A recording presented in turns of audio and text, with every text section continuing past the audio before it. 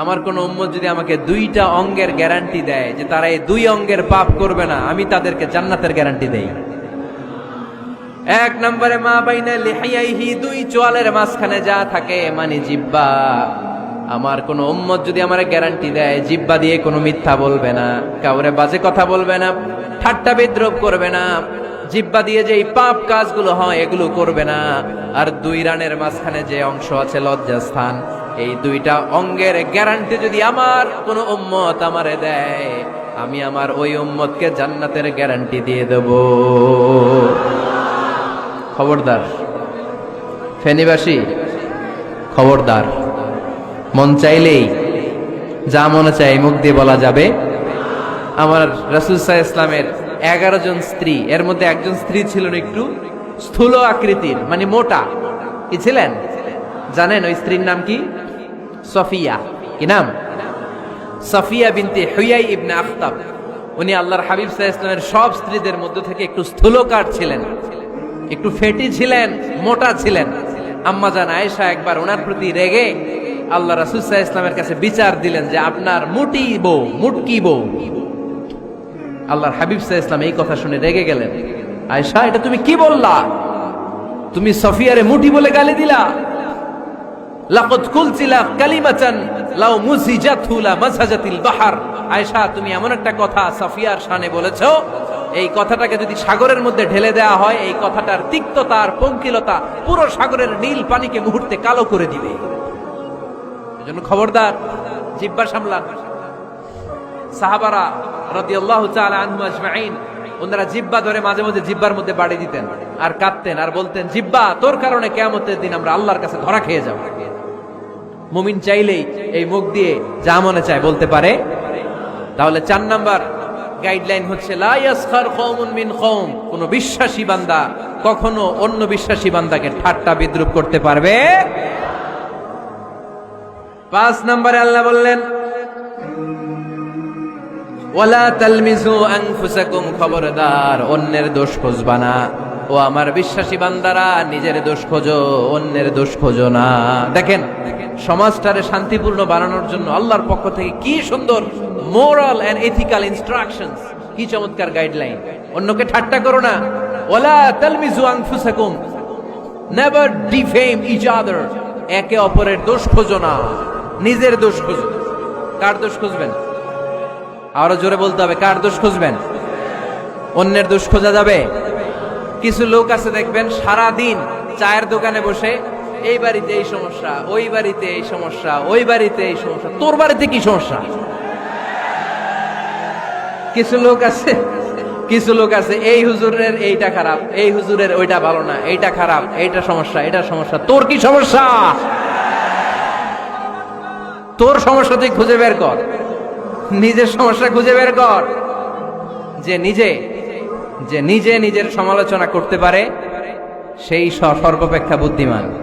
এজন্য খবরদার আমার কলিজার টুকরা যুবক ভাইয়েরা, কখনো কাউকে ব্যঙ্গ করে, বিদ্রূপ করে, ছোট করে কোনো মন্তব্য করা যাবে না। কখনো অন্যের দোষ খোঁজা যাবে না। দোষ আমরা খুঁজবো, নিজের দোষ, ঠিক কিনা? দোষ আমরা খুঁজবো। কার দোষ? চিল্লায় বলতে হবে, কার দোষ?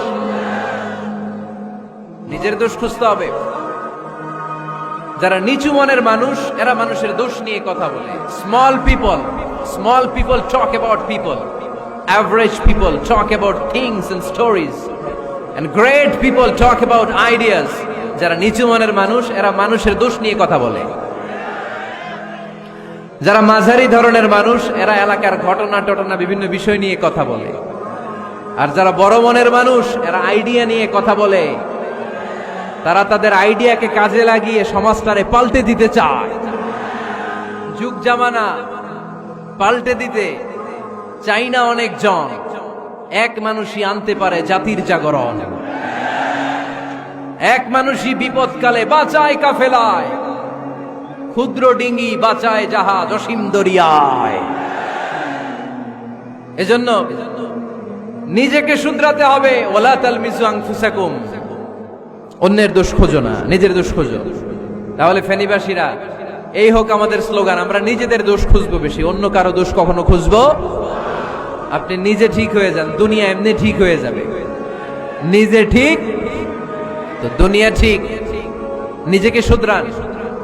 অন্যের দোষ দেখে তো আমার লাভ নাই। ও কি করছে এটা ও জবাব দিবে। আমি কি করেছি আল্লাহর সুপ্রিম কোর্টের কাঠ গড়ায় সেদিন আমাকে জবাব দিতে হবে। চিল্লায় বলো ঠিক কিনা? এজন্য অন্যের দোষ যেন আমরা না খুঁজি, নিজেকে যেন পরিবর্তন করি। পরিবর্তন করতে রাজি আছি তো সবাই? পরিবর্তনের অগ্রনায়ক হতে রাজি আছি তো সবাই? সিদ্ধান্ত নিতে হবে, শক্ত সিদ্ধান্ত। দাঁড়াতে হবে, সৈনিকের মতো দাঁড়াতে হবে, ঠিক কিনা? আধারে ভয় পেও না, আলো আছে আড়ালে, অন্ধকার পালিয়ে যাবে তুমি উঠে দাঁড়ালে। নিজেকে দাঁড়াতে হবে, নিজের সাথে নিজের শক্ত বোঝাপড়া করতে হবে। অন্যের দোষ খোঁজার সময় আমাদের নাই। চিল্লায় বলো ঠিক কিনা? দোষ খোঁজা যাবে না, নিজের দোষ নিজের আমরা খুঁজবো। বসেন বসেন। কি ঢুকছে এখানে? হ্যাঁ, কারেন্টে শক করছে। সাপ, সাপ আওয়াজ শুনতে আসে।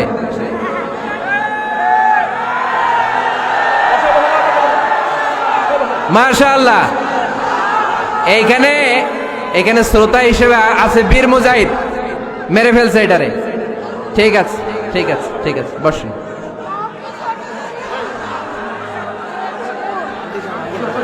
এখনো কথা বাকি, বসেন। একটা আওয়াজ হবে না, একটা আওয়াজ হবে না। আবার আওয়াজ হয় এখানে। তাহলে ফেনীর ভাইয়েরা অন্যের দোষ খুঁজবে না, নিজের দোষ খোঁজা যাবে? যাবে যাবে? ক্লান্ত হয়ে গেছেন? কষ্ট হচ্ছে? তারপরে 7 নম্বরে আল্লাহ বললেন ওয়ালা তানাবাযু বিল আলকাব, মানুষকে মন্দ নামে ডেকো না। আমরা অনেকের নাম চেঞ্জ করে ডাকি, আছে না নাই?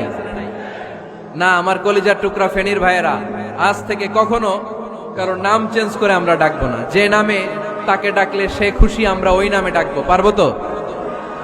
কারণ প্রত্যেকের নামটা প্রত্যেকের কাছে বড্ড দামি, প্রত্যেকের নামটা প্রত্যেকের কাছে বড্ড প্রিয়। আপনার নাম কি?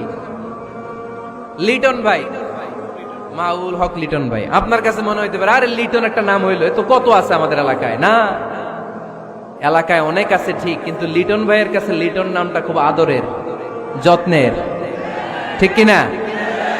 আমার নাম কি? আমার নাম মিজান। আরে মিজান একটা নাম হইলো নাকি? কত নাম আছে মিজান, এলাকার সিপাই পয়রাস। এটা ঠিক, অনেক নাম আছে মিজান নামে, কিন্তু যেহেতু এটা আমার নাম, আমার কাছে এই নামটা বড় দরদের, বড় যত্নের, বড় আদরের। কারণ এই নামটা আমার পরিচয় বহন করে।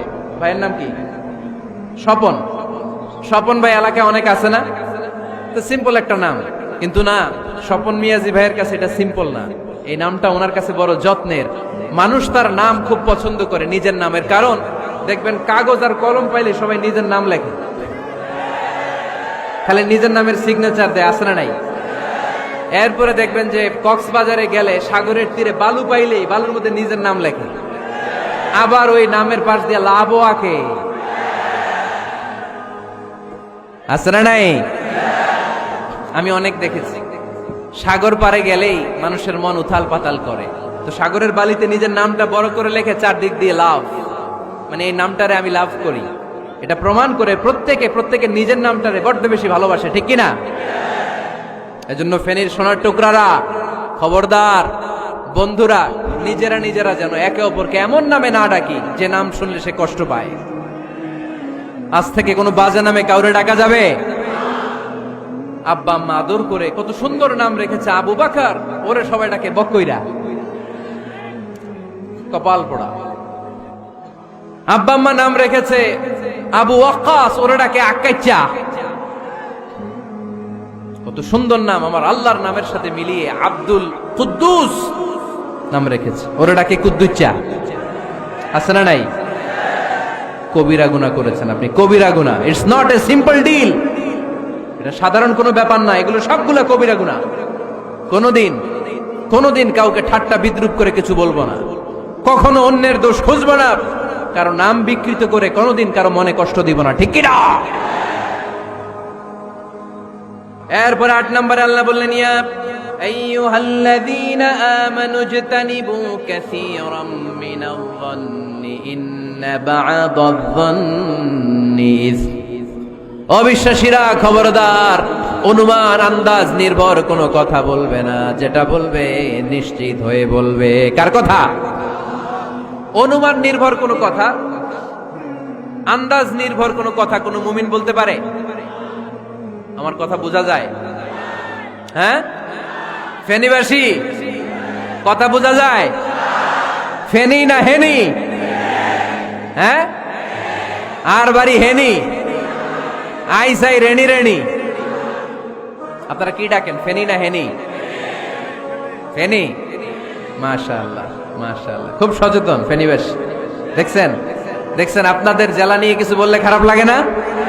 লাগে। তো নোয়াখালী করে গালি দিয়েন না, চিটাঙ্গারে গালি দিয়েন না, কুমিল্লাবাসীদেরকে গালি দিয়েন না। আমার 64 জেলায় সুজলা সুফলা শস্য শ্যামলা, ঠিক কিনা? 64 জেলা নিয়ে আমার এই বাংলাদেশ। প্রত্যেক জেলায় আমাদের সৌন্দর্য আছে না নাই? এক এক জেলার ভাষার সাথে আরেক জেলার ভাষার কোনো মিল। সিলেটে ছিল আমার গতকাল মাহফিল, আমি জিজ্ঞেস করছি ভাই সাহেব খিতা খররা, আপনারা বালা আসেননি? তো মহা খুশি, কারণ ওদের ভাষায় কথা বলেছি, ওরা ওদের ভাষাটারে বড্ড ভালোবাসে। আমরা প্রত্যেকে আমাদের প্রত্যেকের জেলাটারে বড্ড পছন্দ করি, ঠিক কিনা? ইজতানিবু কাসীরাম মিনায-যন, আন্দাজ অনুমান নির্ভর কথা মুমিন কখনো বলতে পারে? এজন্য আল্লাহর হাবিব বললেন ইয়াকুম ওয়ায-যন ফাইন্নায-যন্না কাযাবুল হাদিস। খবরদার, তোমাদের উচিত আন্দাজ অনুমান নির্ভর কথা থেকে বেঁচে থাকা, কেননা অনুমান করে কথা বললে পাপ হয়। অনুমান করে কথা বললে কি হয়? আজকে থেকে আমার ফেনীর সোনার টুকরারা অনুমান করে আন্দাজে কোনো কথা বলবো আমরা? বলবো না। ধারণা করে কিছু বলবো না, আর ধারণা করলেও ভালো ধারণা করব। কি ধারণা? রাস্তা দুইটা, একটা পজিটিভ আর একটা নেগেটিভ। মুমিন পজিটিভ ধারণা করে, মুমিন কখনো নেগেটিভ ধারণা করে না। তাহলে কোন দিকে যাব, পজিটিভ না নেগেটিভ? আওয়াজ করে, পজিটিভ না নেগেটিভ? যারা মুনাফিক এরা ইয়াত্তাবিউনা ইল্লা যন ওয়া ইন্না যন্না লা ইগনি মিনাল হাক্কি শাইআ। যারা মুনাফিক এরা আন্দাজ অনুমান নির্ভর মানুষের ব্যাপারে কথা বলে, আর আন্দাজ অনুমান কখনো সত্যের বিকল্প হতে পারে না। আন্দাজ অনুমান কখনো সত্যের বিকল্প হতে পারে? এজন্য দৃষ্টিভঙ্গি বদলান, জীবনকে বদলায় দিবে কে? আমরা কখনো কোনো নেগেটিভ কথা বলবো না, অলওয়েজ পজিটিভ।